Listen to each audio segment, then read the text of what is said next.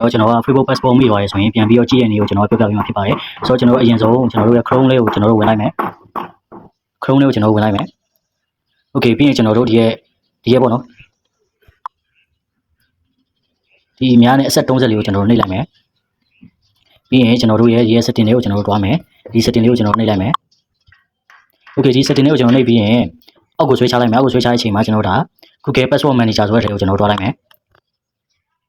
Okay အဲ့လိုတွားပြီးရင်ကျွန်တော်တို့ဒါ Facebook account ကြည့်မှာဖြစ်တဲ့အတွက်ကျွန်တော်တို့ဒါပေါက်ထားတဲ့ Facebook ပေါ့နော် Facebook ကျွန်တော်တို့ဒါအရင်တော့ပေါက်ထားလို့ဒါ password မေးလို့ဝင်မရတော့တဲ့ဟာတွေလည်းကျွန်တော်တို့ဒါ password နဲ့ပြန်ပြီးဝင်လို့ရရနော်ကျွန်တော်တို့ဒါဆိုရင်ဒါကျွန်တော်ကအခုတုံးနေတာတစ်ကောက်နဲ့ဗျာအဲ့ဒါကိုကျွန်တော်တို့ကအရင်က password တွေရောပါတော့ဒါ9កောင်းဖြစ်သွားပြီပေါ့နော်ဆိုတော့ကျွန်တော်တို့ဒါ Facebook ထဲကိုကျွန်တော်ဝင်လိုက်မယ်အဲ့ဒါလေးကိုနှိပ်လိုက်မယ်ဒါပြီးဒါ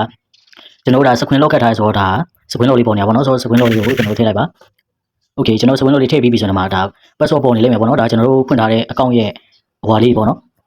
ပြောရမယ်ဆိုတာ account တွေပေါ့နော်အဲ account တွေကို password ဟိုဟာပို့ခြင်းနေဆိုရင်ကျွန်တော်တို့ဒါဒီမျက်လုံးလေးကိုပေါ့နော်ဒီမျက်လုံးလေးကိုဖွင့်လိုက်ပေါ့နော်ဒီမျက်လုံးလေးကိုဖွင့်လိုက်ဆိုရင်ဒါကျွန်တော်ရဲ့